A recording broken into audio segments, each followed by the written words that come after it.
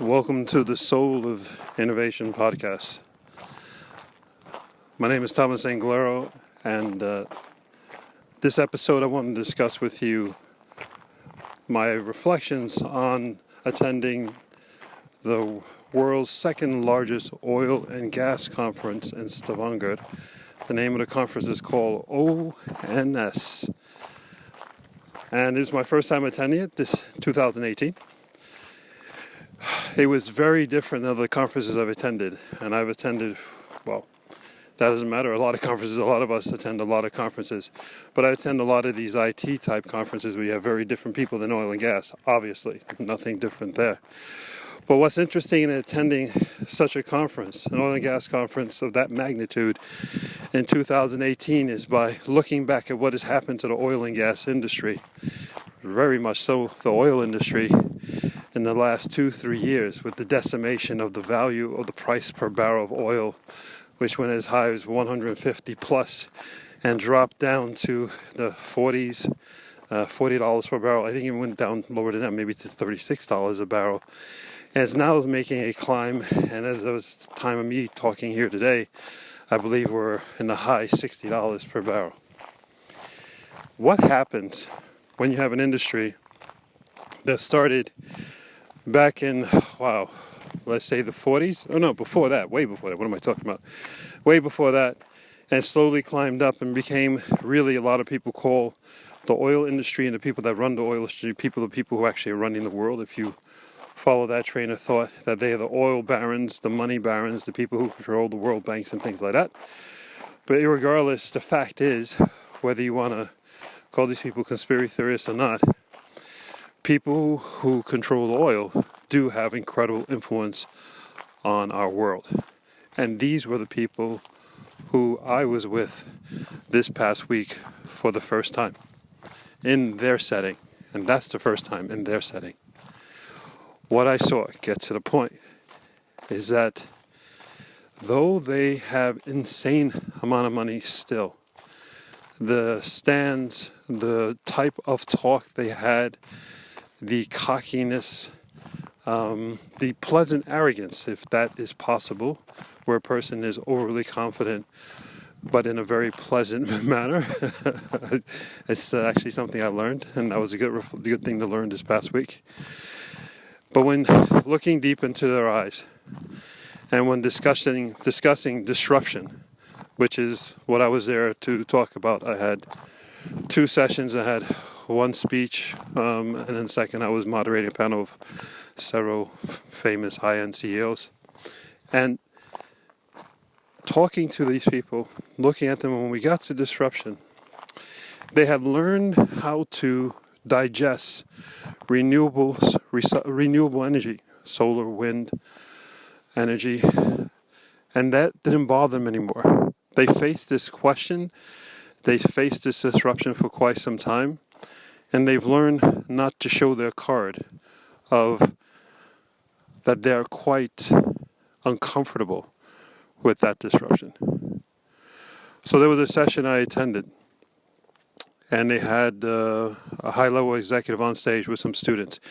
And this one student did a fantastic job, because the executive said that we are committed, they're oil and gas executive, of course, and they said they are committed to continuing to fund and increase their funding in the oil and gas sector. And that if you look at their history, that they, in the past year, they've invested a tremendous amount of money into renewables, not into oil and gas, The student looked at him without hesitation, says, "Excuse me, sir, but I disagree with you strongly. I look at your annual report and it shows that you've invested less than 1% of your profits into renewables." And yet this gentleman was saying they're planning a significant amount. He's saying they were talking about above 40%. He was caught lying on stage. And he had no answer other than, well, I will have to check that out. You see, what is happening now is that the existing powers that be don't have an answer for what's happening now. They don't have a plan that guarantees them profits, definitely not profits, But their biggest concern is they don't have a plan that guarantees their existence in the near future, definitively in the long-term future. That is what I saw at this conference. What has worked before in the oil and gas era, if we call it to that, which is slowly coming, not even, it slowly was coming to an end, and as of now is accelerating, and it is coming to an end. That era lasted maybe close to 100 years. And it's the same philosophy. Dig a hole in the ground, whether it be on soil or in oceans, pull up the oil, get some gas with it, resell at extremely high price, make a lot of money, sit back, hire poor people, pay them almost nothing, and you reap all the profits. That business model, that revenue model, is coming to an end, and they're not a part of the new one because they forgot what it is, a new business model. They forgot how to create a new revenue model. These people have become so damn lazy intellectually. They've never been intellectually smart. After 100 years of doing the same thing, you don't need to be intellectually smart. So, at this student conference that I attended, there were 200 students there. What I saw was that these students, they saw through all of these executives here. I talked to a whole bunch of them after my presentation, and they said, we cannot bond with not one of these oil and gas executives here. Not one of them do we believe. We know they're not true because we've already done our homework. We will never work for them. And that's the other thing, another point taken away. These executives in the oil and gas company, there are few of them. Few of those companies can hire young people, but their number one complaint, and they even said it on stage, that's how bad it is, where they admit their flaw on stage. They said the following: we cannot get anyone to come work for us. There is almost no oil and gas students in universities. The kids are not interested in studying oil and gas. And when I talked to them, they not only were they not interested, but it was actually, how did they word it? Close to insanity to even think to work in oil and gas. Not because of the money, not because of the type of work, it's because of the association it has to everything wrong with our world, our planet today. Think about it. Business today is driven by motivation, my personal values, not driven by what oil and gas was driven by for the last 100 years, which is and was money. Those days are dying and coming to an end quickly. This wave, and it's a permanent wave. It's not even a wave, because a wave has ebbs and flows, right? It's like tide ebbs and flows. This wave is not a wave. It's a layer. It's like sediment. Over time, the soil settles, and we get a new layer on top of the old earth. That's what we're experiencing now. This new sediment is burying oil and gas, and it's not coming back. We'll be able to look back on it, we'll be able to reflect on it and say, wow, look at those days. But that is a layer of sediment that we'll never see again. It was an interesting conference in that reflection, in that sense, that I didn't see the answer. They didn't speak the answer. They didn't have the answer.